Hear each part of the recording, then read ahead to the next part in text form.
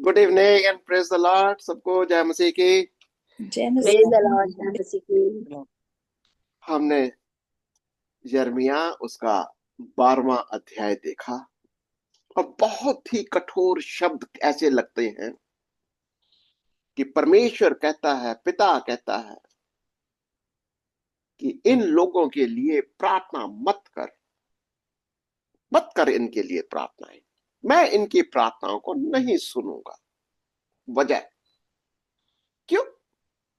क्योंकि इन्होंने मेरी वाचा का उल्लंघन किया। ये लोग मेरे वचनों को, मेरी बातों को, आज्ञाओं को नहीं मानते।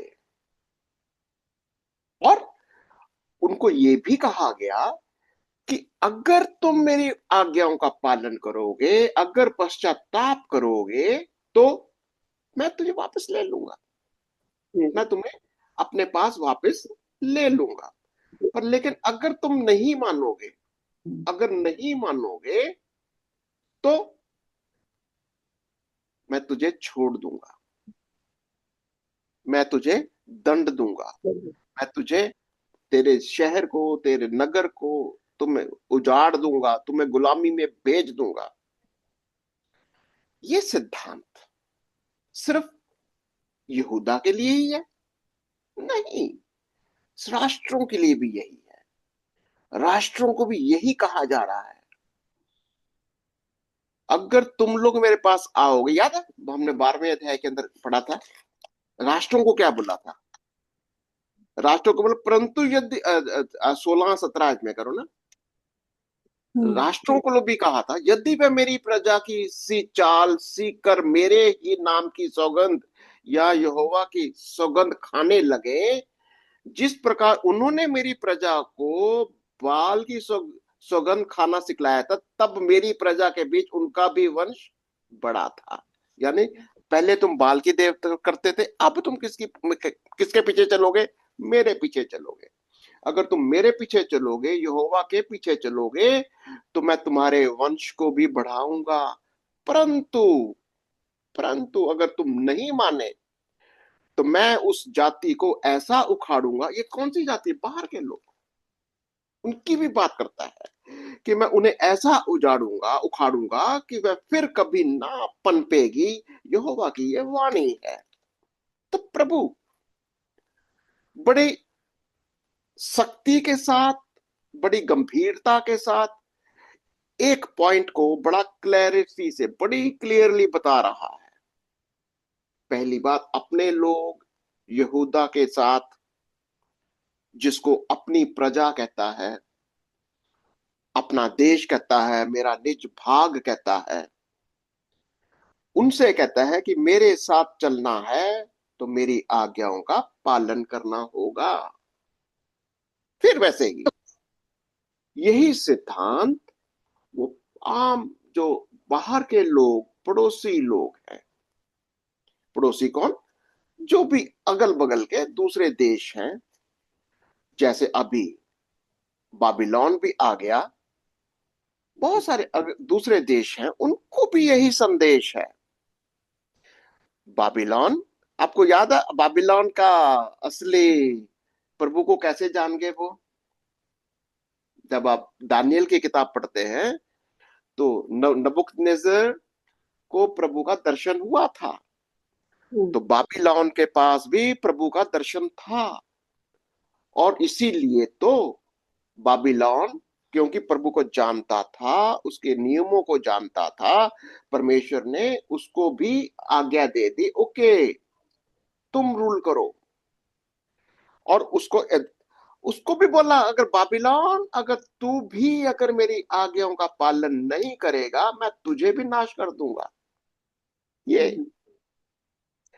तो परमेश्वर का सिद्धांत क्या है कि पहली बात, जब मैं तेरे से वाचा बांधता हूं, मैं तुझे अपने साथ मिला लेता हूं, मैं तुझे अपना कहता हूं, तेरा हाथ अपनी हथेली, तेरा नाम मैं अपनी हथेली पर लिख लेता हूं। एक एग्जाम्पल देता है, लुंगी का एग्जाम्पल याद है? अभी 13वें अध्याय में पढ़ेंगे, यिर्मयाह और उसका 13वां अध्याय। लुंगी क्या होती है? आजकल हमारे इंडिया में तो बहुत कॉमन चलता, खास तौर से साउथ इंडिया में तो पजामे की बजाय लुंगी करते हैं। लुंगी क्या होती है, सिर्फ लपेट लिया जाता है, बांध लेते हैं उसको। हम्म। क्या होता है, उसको कसकर बांधना पड़ता है, अगर ढीला नहीं रख सकते तो खुल जाएगी वो। तो उसको कसकर बांधना पड़ता है। तो प्रभु उसको एक उदाहरण दिया। किसको? यर्मिया को। बोला एक लुंगी ला, लुंगी ला और खरीद के ला। मैं इसको पहले आपको शॉर्ट स्टोरी बता देता हूँ, फिर आप वचन पढ़ेंगे, ठीक है? और इसको उफरात नदी के पास इसको कहीं जाकर छिपा दे, छिपा दे। इसको पानी मत लगाना अभी, हम्म। जाके छिपा दे। फिर थोड़े दिनों के बाद उसको बोला अब जाओ उस लुंगी को देख। तो लुंगी गल सड़ गई। कपड़ा है, समय के साथ सड़ गया। फिर कहते अब ये किसी काम की नहीं। अब क्या हुआ? कहते ऐसे ही मैंने तुम लोगों को लुंगी की तरह अपने साथ बांध के रखा था, पर तुम सड़ कैसे गए? तुम सड़ कैसे हम्म। गए? अब क्योंकि तुम मेरे से अलग हो गए। ये सड़ने का मतलब, जैसे ही लुंगी बाहर हो गई, जैसे ही लुंगी को उसने कहीं बाहर रख दिया। अब फरात नदी क्या है? बाबिलोन का बॉर्डर देश, देखेंगे उसको।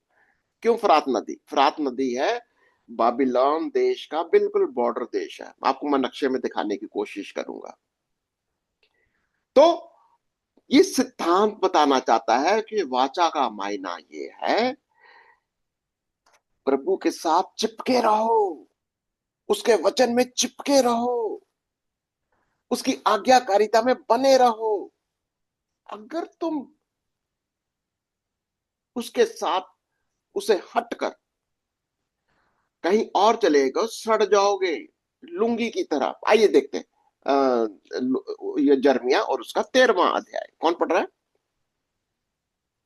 मैं पढ़ूं? हाँ जी, पढ़िए। आप पढ़ो। यिर्मयाह 13 अध्याय, जिसकी हेडिंग है लुंगी का उदाहरण। हम्म, यहोवा ने मुझसे यूं कहा, जाकर सनी की एक लुंगी मोल ले, उसे कमर में बांध और जल में मत भीगने दे। हम्म। तब मैंने एक लुंगी मोल लेकर यहोवा के वचन के अनुसार अपनी कमर में बांध ली। तब दूसरी बार यहोवा का ये वचन मेरे पास पहुंचा, जो लुंगी तूने मोल लेकर कटी में कस ली है, उसे फरात के तट पर ले जा और वहां उसे चट्टान की एक दरार में छिपा दे। अब यहां पर पहले बोला इस लुंगी को जाके खरीद ले, ले आ, इसको बांध ले, ठीक है? फिर बोला अब इस लुंगी को हटा दे। कहाँ ले जाए इसको? फरात नदी के पास। मैं आपके पास वो दिखाना चाहूंगा, नक्शा। फरात नदी किधर है? ये दिखाई दे रहा फरात नदी। यूफ्रेटिस अंग्रेजी में बोलते हैं, यूफ्रेटिस। ये है यूफ्रेटिस। और बड़ा कर दो इसको क्या?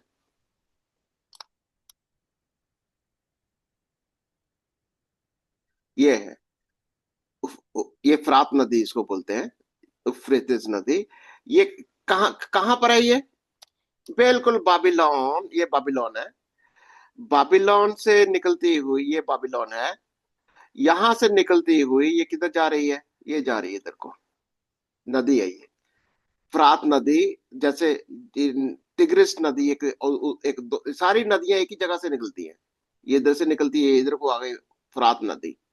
ये फरात नदी है। अब ये कहां से जा रहा है? जेरूशलम से। देखो, वो जेरूशलम इधर है। कितना दूर है यहाँ से? यहाँ से फरात नदी कितना दूर हो गया? कम से कम नहीं तो 700-800 किलोमीटर। 700-800 किलोमीटर का डिस्टेंस है ये। कितने उसको प्रभु ने क्या आदेश दिया? फरात नदी जा, यानी बाबिलोन के बिल्कुल बॉर्डर में जाकर इस लुंगी को रखा। क्यों? क्योंकि अब ये बाबिलोन की गुलामी में जाएंगे। अब ये लोग बाबिलोन की गुलामी में जाएंगे। और अच्छा ये बताइए, यिर्मयाह को दिमाग में आए क्या बोल रहा है प्रभु तो? फरात नदी में जा, लुंगी को छिपा दे। क्या उसको सारा आइडिया लग गया होगा कि उसको क्या कह रहा है वो? नहीं पता नहीं। चला। नहीं। इससे क्या समझ में आता है? जरूरी नहीं है कि आपको सारे भेद एकदम से समझ में आ जाए। प्रभु आपको जो इमीडिएटली जो भी बात कर रहा है, समझा रहा है, बस उसको फॉलो करो। यिर्मयाह, प्रभु प्रभु उसको प्रभु यिर्मयाह को क्या कह रहा है? लुंगी पहले मोल ले, लुंगी को बांध ले, अब लुंगी को उतार दे, अब ले जा फरात नदी पर। फरात नदी, अच्छा आज भी अगर आपको 700-800 किलोमीटर इवन गाड़ी से भी चलना हो तो कितना समय लगेगा? कम से कम नहीं तो 5-6 घंटे, 6-7 घंटे लगेगा कि नहीं लगेगा? उन दिनों में बेचारा कैसे चल कर गया होगा? कोई घोड़ा कुछ तो किया होगा। कितने दिन लगे होंगे, महीनों लग गए होंगे। और ये काम उसने किया। और यहां तक ये जो आज्ञाकारिता का, अभी अब देखो, परमेश्वर यिर्मयाह को भी ये सिद्धांत बता रहा है, मेरे साथ जुड़े रहना है, जो जो मैं तेरे से कह रहा हूं वैसा ही कर। हम्म। उस देखो, यिर्मयाह के पास भी वो प्रिंसिपल अप्लाई हो रहा है। तू मेरे साथ वाचा में जुड़ा हुआ है, अब इस वाचा में जो मैं तेरे से कह रहा हूं उसको फॉलो कर। तो यिर्मयाह कर रहा है। हम्म। चाहे जरूरी नहीं है कि सारी बातें तुमको समझ में आ गई, नो। वो अपने आप समझाएगा, बाद में धीरे धीरे समझाएगा। तो वो कहता है, लुंगी लेकर, मोल लेकर यहोवा के वचन के अनुसार कमर में उसने बांध ली। तब फिर दूसरी बार क्या बोल रहा है? तब दूसरी बार यहोवा का ये वचन मेरे पास पहुंचा। चलो आगे पढ़ लो, चौथी आयत। जो लुंगी तूने मोल लेकर कटी में कस ली है, उसे फरात के तट पर ले जा और वहां उसे चट्टान की एक दरार में छिपा दे। तो अभी तो मैं आपसे पहले से एडवांस में बता रहा हूँ कि फरात क्या है। फरात तो बाबिलोन का बॉर्डर है। कहने का मतलब क्या है, हम तो ऑलरेडी समझ रहे हैं। पर लेकिन सोचो, जिसको प्रभु ने कुछ बताया नहीं है, मैं क्यों फरात भेज रहा हूं? मतलब बाबिलोन के बॉर्डर पर जाकर इसको दबा दे क्या? मैं इन लोगों को बाबिलोन भेज रहा हूं। इनको वहां पर, इनको गुलामी में रहेंगे, एकदम से नाश कर दूंगा मैं, खत्म कर दूंगा क्या? इनका घमंड, इनके जो इनके माइंड के अंदर है, मैं सब कुछ नाश करूंगा। चलो आगे पढ़ लेते हैं, जो 5वीं आयत। यहोवा की इस आज्ञा के अनुसार मैंने उसको फरात के तट पर ले जाकर छिपा दिया। ठीक है, बस किसी चट्टान में किसी जगह उसने लुंगी को छिपा दिया। चलो अब क्या हुआ? बहुत दिनों के बाद, हाँ। बहुत दिनों के बाद यहोवा ने मुझसे कहा, उठ, फिर फरात के पास जा और जिस लुंगी को मैंने तुझे वहां छिपाने की आज्ञा दी, उसे वहां से ले ले। अब ठीक है, अब जा, बहुत दिनों के बाद। तो बेचारे को कितना सफर करना पड़ा होगा, कम से कम नहीं तो 3-4 महीने तो लगे होंगे, एक साइड में जाना, फिर वापस आना, फिर जाना, फिर लेकर आना, ये। और क्या हुआ? तब मैं हम्म। तब मैं फरात के पास गया और खोद कर जिस स्थान में मैंने लुंगी को छिपाया था, वहां से उसको निकाल लिया। हम्म और देखो, लुंगी बिगड़ गई थी, वे हम्म किसी काम की ना रही। हाँ, अब ये प्रभु सिखा रहा है, कहता अब प्रभु ने क्या कहा तो। हम्म। तब यहोवा का ये वचन मेरे पास पहुंचा। हम्म यहोवा यूं कहता है, हम्म इसी प्रकार से मैं यहूदियों का गर्व और यरूशलेम का बड़ा गर्व नष्ट कर दूंगा। गर्व, तुम्हारा घमंड मैं ऐसे ही नष्ट कर दूंगा।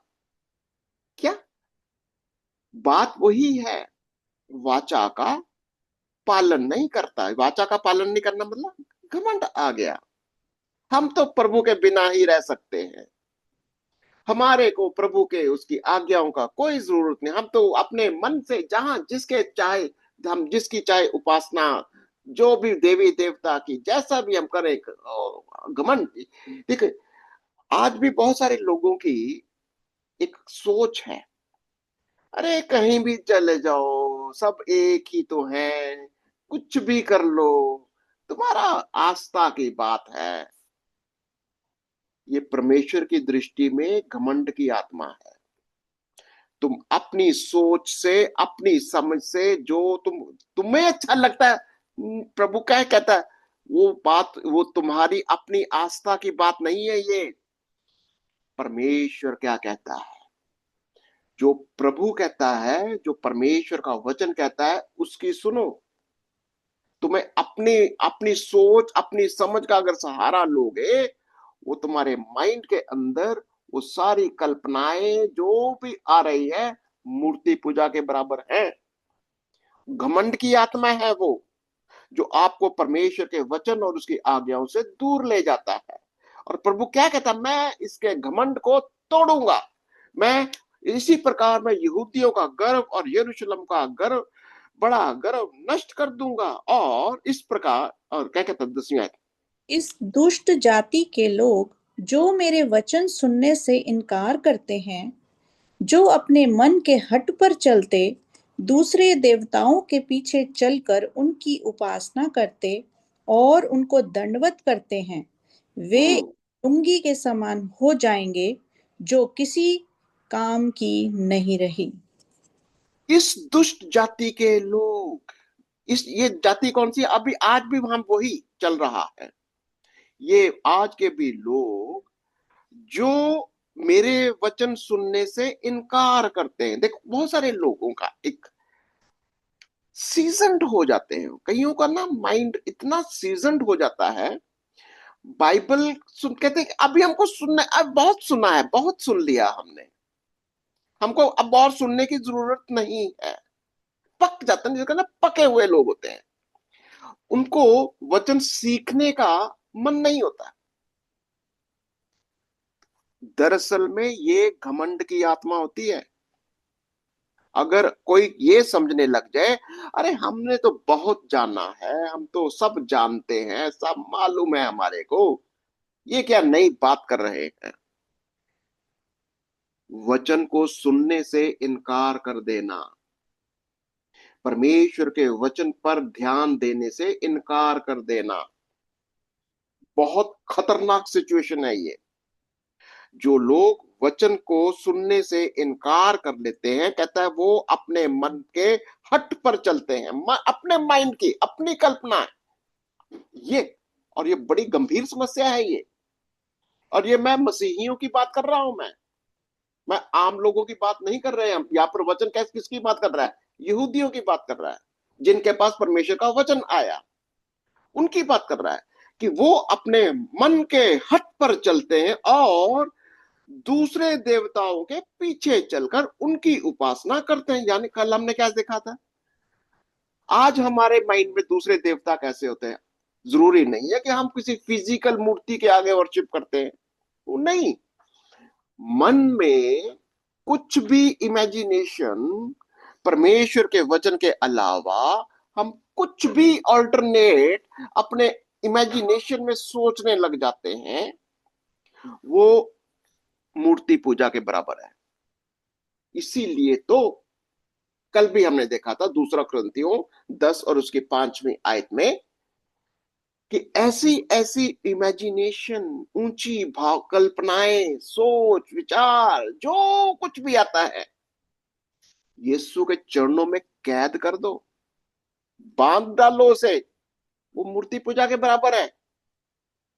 और यही वो कहता कि ये घमंड की आत्मा है। और यहोवा की क्या वाणी है 11वीं आयत के अंदर, यहोवा की ये वाणी है कि जिस प्रकार से लुंगी मनुष्य की कमर में कसी जाती है, उसी प्रकार से मैंने इज़राइल के सारे घराने और यहूदा के सारे घराने को अपनी कटी में बांध लिया था कि वे मेरी प्रजा बने और मेरे नाम और कीर्ति और शोभा का कारण हो, परंतु उन्होंने ना माना। तो लुंगी का क्या मतलब है? प्रभु कहता मैंने अपने साथ कस के बांधा हुआ था। यानी जब कोई, हम जो लुंगी पहनो या पजामा पहनो, पैंट पहनो, उसका क्या मतलब होता है? ये मेरी देह का, मेरे जिस्म का अंग है। बिल्कुल वही इज्जत मिलती है। अगर मेरा मेरा पजामा लुंगी फट जाए, पैंट फट जाए, आपका कुर्ता कुछ भी जो पहनते हैं, क्या आप उसको इमीडिएटली ठीक करोगे कि नहीं करोगे? क्योंकि वो आपकी शोभा है। जो भी आपने पहरावा पहना हुआ है, अगर वो गंदा हो, फटा हो, आपकी शोभा होता है वो? नहीं, आप उसको इमीडिएटली ठीक करते हो। और परमेश्वर यही कह रहा है कि तुम मेरी शोभा हो, शोभा थे, क्योंकि मैंने तुमको पहन रखा था। क्या मतलब? तुम मेरे गवाह हो।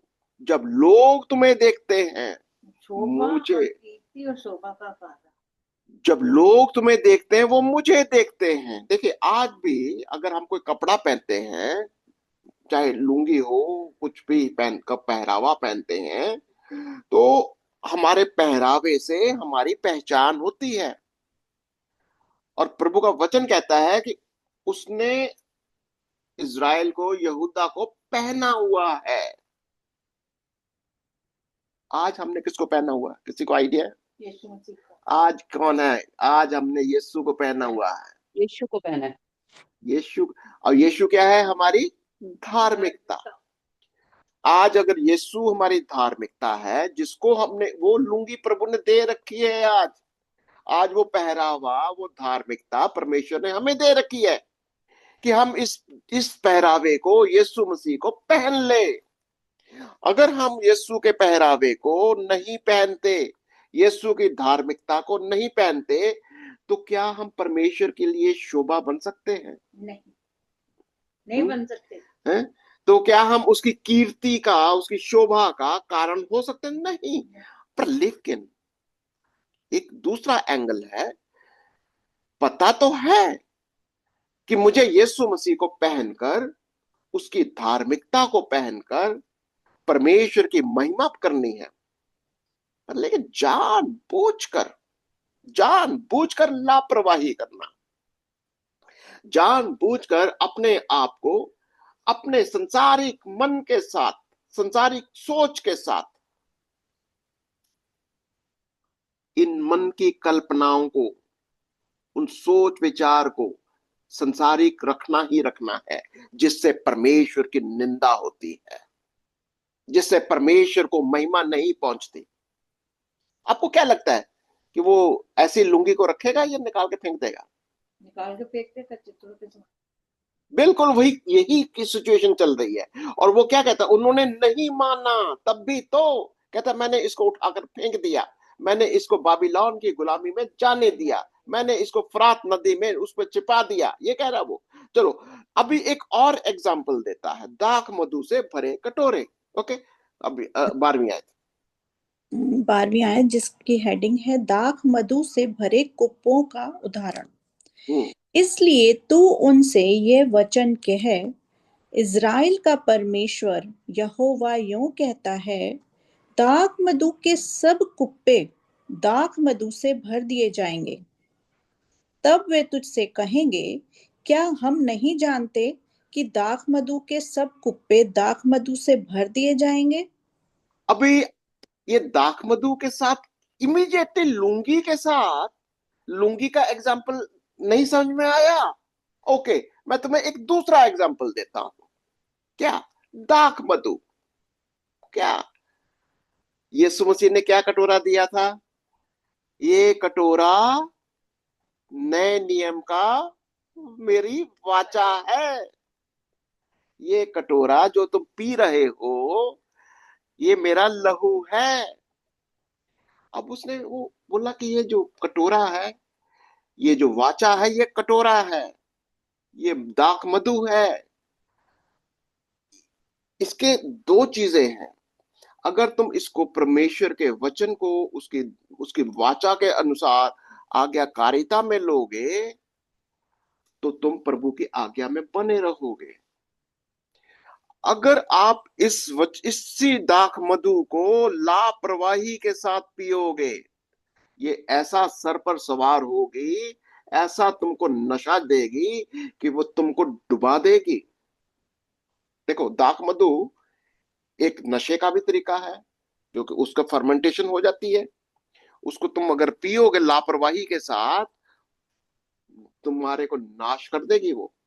और अब परमेश्वर अपनी वाचा को दाख मधु का कटोरा भी कहता है। अब इसको पिक्चराइज को करिए ठीक तरह से कि क्या कहता है। अब इसलिए तू उनसे ये वचन कह, 12वीं आयत के अंदर, इस्राएल का परमेश्वर यहोवा यूं कहता है, हम्म दाख मधु के सब कुप्पे दाख मधु से भर दिए जाएंगे। तब वे तुझसे कहेंगे, क्या हम नहीं जानते कि दाख मधु के सब कुप्पे दाख मधु से भर दिए जाएंगे। ओके, तब तू उनसे क्या कहना, 13वीं आयत। तब तू उनसे कहना, यहोवा यूं कहता है, देखो, मैं इस देश के सब रहने वालों को, विशेष करके दाऊद वंश की गद्दी पर विराजमान राजा और याजक और भविष्यद्वक्ता आदि यरूशलेम के सब निवासियों को अपनी कोप रूपी मदिरा पिलाकर अचेत कर दूंगा। अब मतलब समझ में आया। अब यही तुम्हारे लिए वाचा, जिसको तुम ठीक तरीके से मेरा फॉलो नहीं कर रहे, मेरी आज्ञा का पालन नहीं कर रहे, अब यही नशा तुम्हारे को नाश करेगा।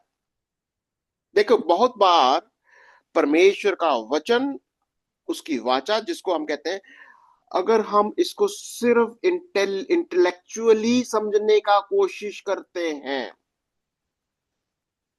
जैसे आजकल बहुत सारे लोग डिग्रियां का, जैसे मैं भी लगा लेता हूं अपने डॉक्टर, ये डॉक्टर डिग्रियां जो हैं, अगर डिग्रियों का नशा है ना, ये तुमको नाश कर देगा। अगर ये ज्ञान, परमेश्वर का वचन अगर सिर्फ ज्ञान है तुम्हारे लिए, ये वो वाचा का वो ज्ञान है, वो समझ है, अगर सिर्फ इतना ही तुम्हारे लिए है, पर आज्ञा का पालन नहीं करना, नाश कर देगा। परमेश्वर का वचन अगर सिर्फ तुम्हारे लिए समझ है, कहते उनको पता बहुत है, सब जानते हैं, हम सब मालूम है, पर आज्ञा का पालन नहीं करना, इतना नशे में चूर हो तुम, यही वाचा का वचन, यही दाख मधु तुम्हें नाश कर देगा। क्या कहता आगे चलो, अरे तब मैं उन्हें क्या करूंगा। तब मैं उन्हें एक दूसरे से टकरा दूंगा, अर्थात बाप को बेटे से और बेटे को बाप से। यहोवा की यह वाणी है, मैं उन पर कोमलता नहीं दिखाऊंगा, ना तरस खाऊंगा और ना दया करके उनको नष्ट होने से बचाऊंगा। तो यही वाचा तुम्हारे लिए नशा हो जाएगी। यही परमेश्वर का वचन, यही ज्ञान अगर तुमने सही तरीके से नहीं ग्रहण किया, सही तरीके से आज्ञाकारिता से परमेश्वर के साथ नहीं चिपके रहे, यही ज्ञान, यही वाचा, यही कटोरा तुम्हें नाश कर देगा। इसी से देखो, आज भी बहुत सारे मसीही विद्वान, बहुत सारे लोग आपस में इस परमेश्वर के वचन की इंटरप्रिटेशन में ही झगड़ा करते हैं। इतनी डिनोमिनेशन कहां से आई, कुछ आइडिया है आपको? इतनी डिनोमिनेशन चर्च के अंदर, इतने सारे डिफरेंसेस क्यों हैं? क्योंकि बहुत सारे लोगों ने अपने तरीके से बहुत सारे मतलब निकाले और दूसरों से अलग हो गए, और अपने आप को, और जब भी डिविजन्स आएगी, जब भी आप परमेश्वर के वचन में लोगों को ऐसे डिवाइड करोगे, आपके अंदर टकराव आएगा। वो टकराव आपको कभी उन्नति में नहीं जाने देगा, आपको फलवंत नहीं होने देगा, बल्कि एक घमंड की आत्मा आती है। वो घमंड की आत्मा कैसी आती है कि तुम एक दूसरे से टकराओगे, तुम, यही तो कह रहा वो, तब मैं उन्हें एक दूसरे से टकरा दूंगा। अर्थात बाप को बेटे से, बेटे को, कभी आपने घरों के अंदर, चर्चेस के अंदर लोगों को परमेश्वर के वचन के बारे में कभी आर्ग्यू करते देखा है? हम्म। हर कोई ये कहता है मेरा मानना ये है, मेरा विश्वास ये है। अरे तुम्हारा विश्वास, तुम्हारा मानना कुछ मायने नहीं रखता। मायने रखता है वचन क्या कहता है, मायने रखता है परमेश्वर का वचन वो क्या कहता है। अगर ये वाला सिद्धांत नहीं है, हम कभी भी परमेश्वर के वचन का गलत मायना निकाल सकते हैं, क्योंकि उसमें हमारी अपनी सोच होती है, अपनी समझ का सहारा होता है।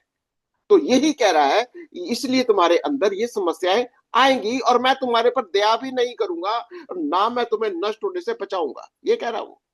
और क्या कहता है, इसके लिए चेतावनी भी देता। हाँ जी। 15वीं आयत जिसकी हेडिंग है घमंड के विरुद्ध चेतावनी। हम्म। हम्म। देखो और कान लगाओ, हम्म। गर्व मत करो, क्योंकि यहोवा ने यूं कहा है, अपने परमेश्वर यहोवा की बढ़ाई करो, हम्म। इससे पहले कि वे अंधकार लाए और तुम्हारे पांव अंधेरे पहाड़ों पर ठोकर खाएं, और जब तुम प्रकाश का आसरा देखो, तब वे उसकी उसको मृत्यु की छाया में बदल दें और उसे घोर अंधकार बना दें। ठीक है, घमंड मत करो, तुम हम्म। बहुत ज्यादा ज्ञानी बनने की कोशिश मत करो। देखिए, आज हम खास तौर से जब हम परमेश्वर के वचन में या पास्टर बन जाते हैं, टीचर्स बन जाते हैं, प्रॉफिट्स बन जाते हैं, जो भी हम बनते हैं, इसके पीछे परमेश्वर का वचन, इसका ज्ञान होना बहुत जरूरी है। पर लेकिन जैसे ही घमंड आ गया, देखो बड़े ध्यान से, प्रभु की सेवकाई में सबसे खतरनाक सिचुएशन वो होती है जब घमंड आ जाता है। घमंड आ जाता है, फिर परमेश्वर से हमारी शत्रुता हो जाती है। बहुत सारे प्रभु के दासों का परिवारों के अंदर आप ये समस्या को देख सकते हो, और ये बहुत बड़ी समस्या ही नहीं, ये परमेश्वर की चेतावनी भी है। घमंड मत करना, घमंड मत करना। क्योंकि देखो, अब फिर से पढ़ो जो 16वीं आयत को, मैं क्या करूंगा। हम्म। अपने परमेश्वर यहोवा की बढ़ाई करो, इससे हम्म। पहले कि वह अंधकार लाए और तुम्हारे पांव अंधेरे पहाड़ों पर ठोकर खाएं, और जब तुम प्रकाश का आसरा देखो, तब वह उसको मृत्यु की छाया में बदल दे तो और घोर हम्म, अंधकार बना दे। हाँ, तो तुम तो सोचते हो कि मेरे को मेरे पास ज्योति है, प्रकाश है, तेरा प्रकाश, तेरी ज्योति वो अंधकार में बदल देगा क्या? परमेश्वर का कितनी बड़ी चेतावनी है ये। पर यदि तू, हाँ, ना सुने तो, पर यदि तुम इसे ना सुनो, तो मैं अकेले में तुम्हारे गर्व के कारण रोऊंगा, देखो और मेरी प्रभु। हम्म, और हाँ, मेरी आंखों से आंसुओं की धारा बहती रहेगी, क्योंकि यहोवा की भेड़ें बंधुआ कर ली गई हैं। कितना प्रभु का मन दिखाई दे रहा है, कितना कोमल है प्रभु का मन। बाहर से कितना कठोर दिखता है, दंड देता है इतना। माइंड क्या है, अगर तुम मेरी आज्ञाओं का पालन नहीं करोगे, मैं तुम्हें गुलामी में तो भेजूंगा ही भेजूंगा, मैं तुझे दंड भी दूंगा, पर लेकिन मैं अकेले में रोऊंगा। कभी आप समझ में आ रहा है? प्रभु कहता है, मैं रोऊंगा, मेरे आंसू बहेंगे। हम्म। प्रभु कहता है, मेरी आंखों से आंसुओं की धारा बहती रहेगी, क्योंकि यहोवा में की भेड़ें बंधुआ कर ली गई हैं। क्यों? तुम लोग गुलामी में क्यों जाओगे? तुम्हें तुम्हारे ऊपर ज्योति की बजाय तुम्हारे अंदर अंधकार आएगा। अगर तुम मेरी वचन में, मेरी आज्ञाओं में नहीं बने रहोगे, हम्म। और तुम घमंड करोगे, तुम देखो, हमको करना क्या होता है, हमको तो लोगों को परमेश्वर का वचन सुनाना है, ज्योति का मार्ग, परमेश्वर का रास्ता सिखाना है, वाचा के सिद्धांत बताने हैं।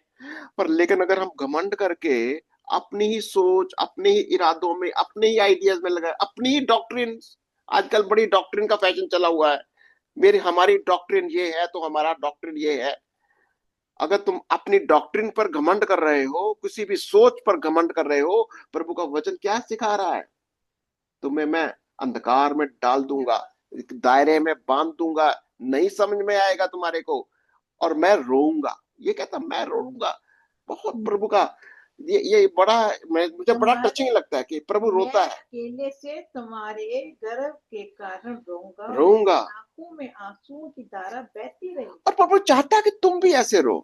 हमें भी रोना चाहिए जब कोई भी इस तरीके से किसी भी, कई कई बार होता है ऐसा कि हम प्रभु का वचन की, देखो हमारी फेलोशिप क्या होती है, किस, हमारा हमारा संगति क्या है, चर्च क्या चीज है। हमारी फेलोशिप में अगर परमेश्वर के वचन की, उसकी आज्ञाकारिता की फेलोशिप नहीं है, उस कटोरे की फेलोशिप नहीं है, इधर उधर की बातें ज्यादा हो रही हैं, तो क्या है वो? अंधकार है। अंधकार, संसार की बातें। और यहां से हमारे मन को दुख होना चाहिए। प्रभु भी रोता है।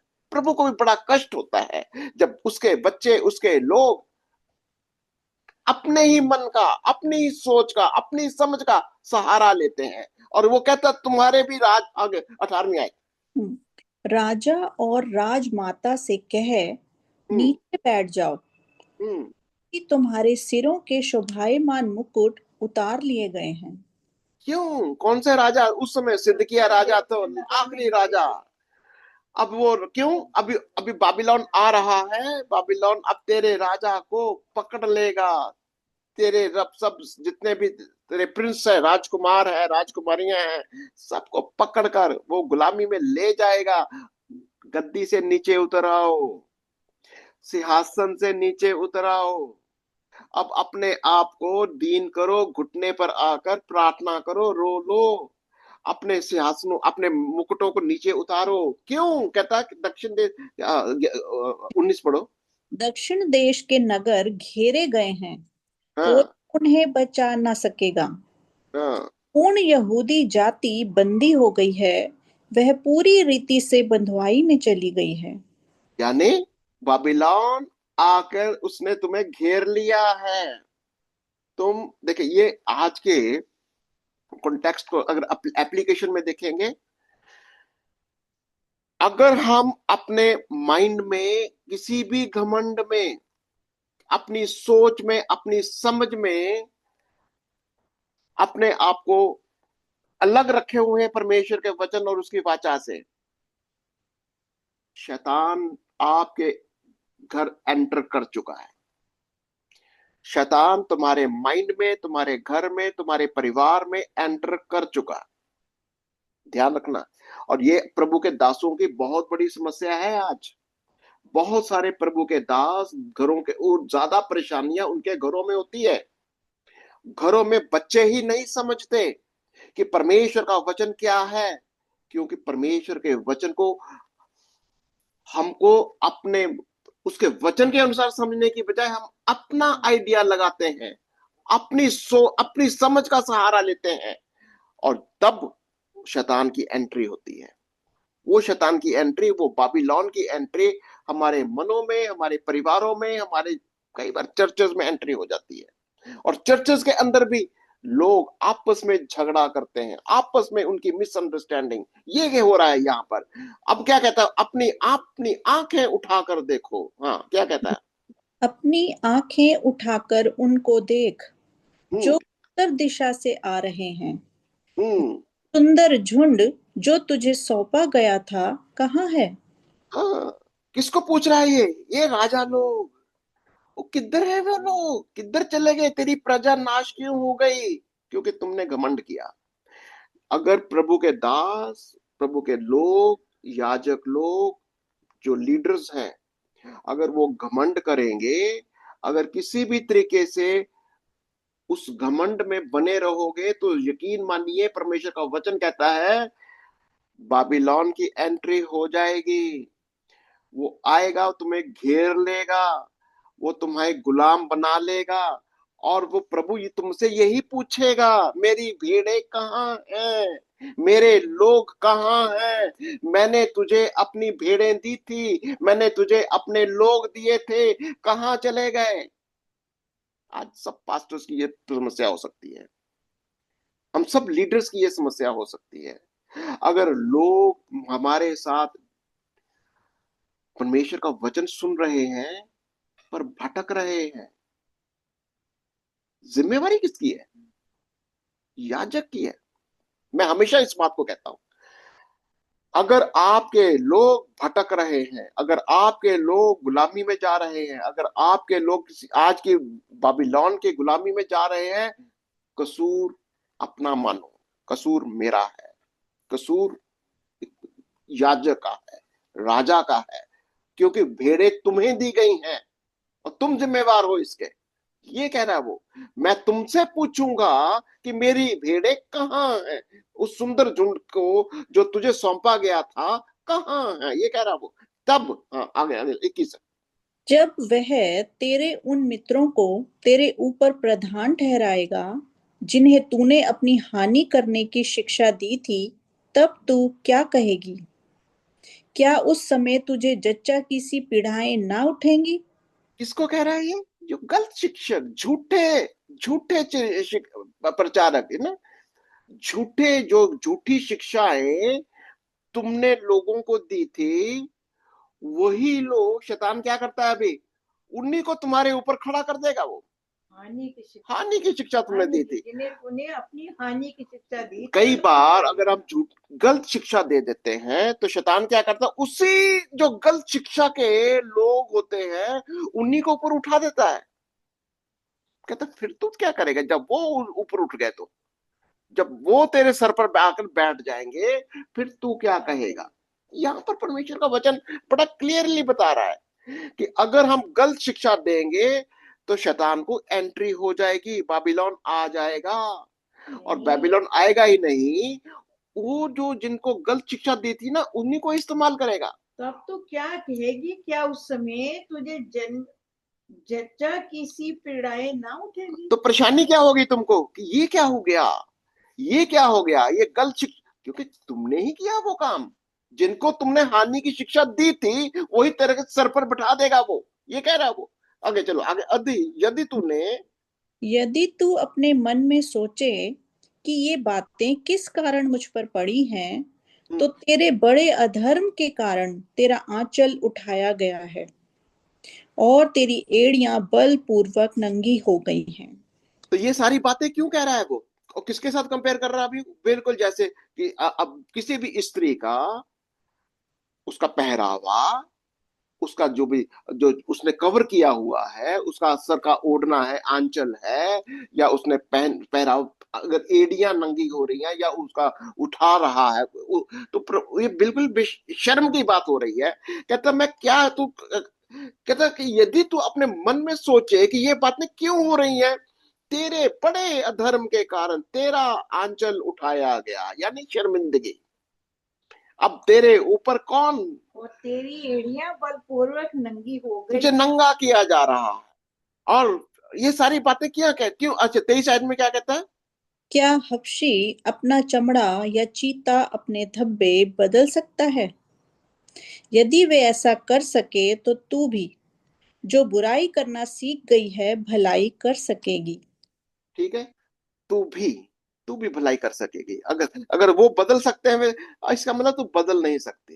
तेरे अंदर तू जो गंदा काम करना शुरू कर दिया, तूने पाप करना शुरू कर दिया, अब तू बदल नहीं सकती। इसीलिए तो मैं नाश करूंगा तेरे को, इसीलिए तो तेरे को मैं बाबिलोन की अधीनता में जाने दूंगा, ये कह रहा हूं।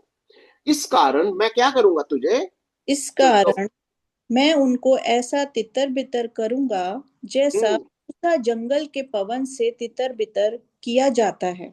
तो मैं क्या करूंगा, क्योंकि तुम तो सुधरने वाले नहीं हो। तुम तो अपनी ही सोच, अपनी समझ का सहारा लेकर तुम मेरी महिमा तो नहीं करोगे।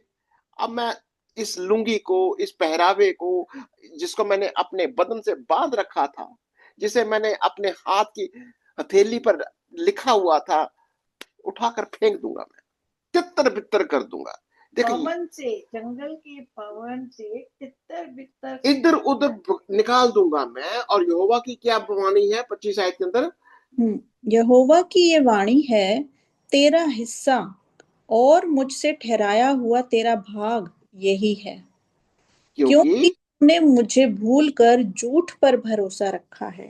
तो यहां पर प्रभु की शिक्षा कितनी कठोर है। तब हम्म, भी तो वाचा को अगर ठीक तरीका से नहीं समझ रहे, परमेश्वर के वचन को अगर सही तरीके से, सही मायने से सिर्फ समझना ही नहीं है, इसका पालन भी करना है। और अगर तुमने झूठी बातों पर भरोसा रखा है तो वचन बड़ा क्लियर है, मैं तुम्हें उठाकर फेंक दूंगा, दंड दूंगा मैं तुझे, ये कह रहा है। इसलिए तेरा आंचल, पढ़ो आगे चलो 26 है। इसलिए मैं भी तेरा आंचल तेरे मुंह तक उठाऊंगा, तब तेरी लाज जानी जाएगी। यानी शर्मिंदगी आएगी, मैं तुझे शर्मिंदा कर दूंगा, ये कह रहा वो।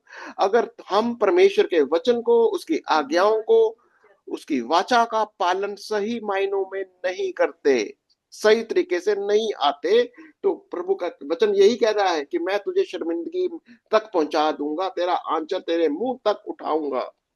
और चिलौन बालाजी 27, व्यभिचार और चोचला और छिनालपन आदि तेरे घिनौने काम जो तूने मैदान और टीलों पर किए हैं, वे सब मैंने देखे हैं। हे यरूशलेम, तुझ पर हाय, तू अपने आप को कब तक शुद्ध ना करेगी, और कितने दिन तक तू बनी रहेगी। कितना प्रभु का दुख है। देखिए यहां पर परमेश्वर का क्रोध भी दिखाई देता है, रोता भी है।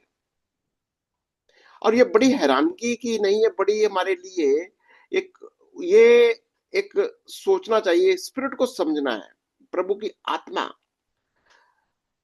दुख। जैसे यर्मिया भी रोता है, प्रभु भी रोता है, कहते मेरे आंखों से आंसू रुकते नहीं है, रुकेंगे नहीं। सवाल ये है, अगर हमारा मन सही शिक्षाओं के लिए, अगर हमारा मन ऐसे ही प्रभु की तरह नहीं रोता, क्या हम प्रभु के जैसा, प्रभु रोता है, यिर्मयाह रोता है कि लोग सही शिक्षा को ग्रहण करें, सही वचन को ग्रहण करें।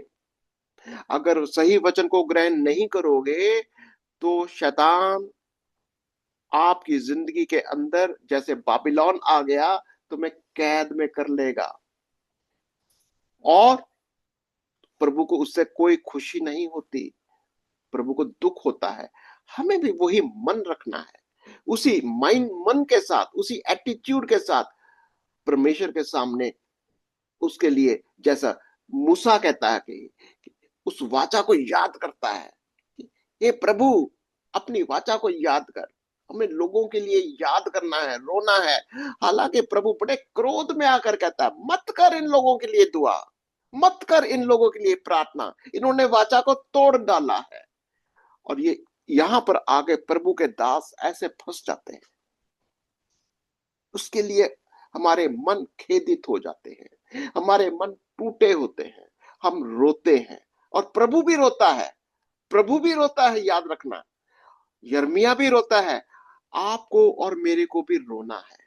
ये रोने वाला मन, ये खेदित मन, जो अपने लोगों के लिए, कि जो परमेश्वर के वचन को सीखने के लिए, समझने के लिए और उसका अनुसरण करने के लिए अगर नहीं तैयार हो रहे हैं, तो हमें और प्रार्थना में, और संगति में, और वचन में, और आज्ञाकारिता में प्रभु के पास गिड़गिड़ाते रहना है। अगर आपको और भी कुछ समझना है, अगर आपके माइंड में कुछ और भी कोई सवाल आ रहे हैं, आज हमारी अपनी निजी समस्याएं क्या हैं, कहीं आज आपके जीवन में बाबिलोन तो नहीं है, कहीं आपके जीवन में वो लुंगी सड़ी हुई तो नहीं है, कहीं आज आपके जीवन में परमेश्वर के साथ वाचा का रिश्ता कहीं खराब तो नहीं है, क्या प्रभु आपसे क्रोधित तो नहीं है?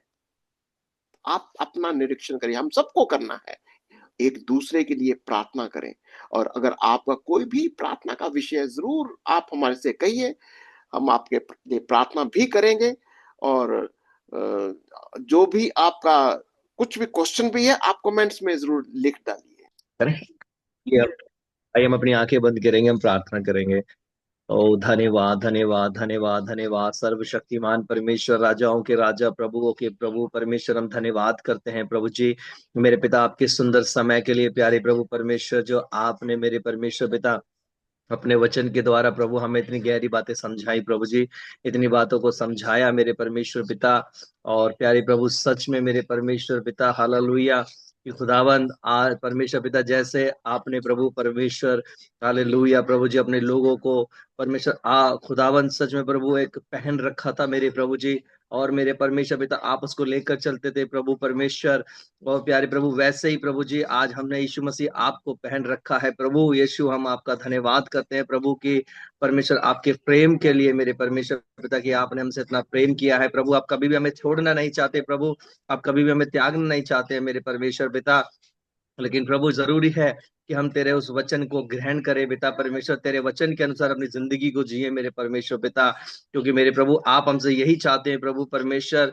हालेलुया प्रभु, आप कोई बड़ा काम नहीं परंतु यही चाहते हैं कि हम आपके वचन में बने रहें प्रभु, हम आपके वचन के अकॉर्डिंग प्रभु परमेश्वर जिले और एक सही पिता शिक्षा के अनुसार अपनी जिंदगी को जिए प्रभु। आज बहुत सारे झूठे शिक्षक हैं प्रभु, बहुत सारी परमेश्वर पिता ऐसे लोग हैं प्रभु जो अपने मन से परमेश्वर पिता अपने वचन को शेयर करते हैं प्रभु, शिक्षा को देते हैं। लेकिन प्रभु परमेश्वर हम धन्यवाद देते हैं कि खुदावन आज आपने हमें एक ऐसा प्लेटफॉर्म दे रखा है प्रभु यीशु मसीह की एक सच्ची शिक्षा को मेरे प्रभु परमेश्वर परमेश्वर हम सीख पा रहे हैं प्रभु। आज परमेश्वर हम नहीं, बहुत से और लोग हैं प्रभु जिन्हें इसकी जरूरत है प्रभु, आप उन तक भी इसको पहुंचाए मेरे पिता परमेश्वर। हम धन्यवाद करते हैं प्रभु एक अच्छी अपॉर्चुनिटी के लिए प्रभु कि आप हमें अपने वचन से भरते हैं प्रभु। जितने भी लोग जुड़े हैं प्रभु आप इन सबको ऐसे ही आशीषित करते जाइएगा प्रभु परमेश्वर, स्वस्थ रखिएगा प्रभु, सुरक्षित रखिएगा मेरे पिता। हम जानते हैं जब तक प्रभु हमने सीखा कि प्रभु हम आप में है ना, प्रभु आपके वचन में है ना, तो हम सुरक्षित है मेरे परमेश्वर पिता। बेबीलोन नहीं आ सकता है मेरे परमेश्वर पिता।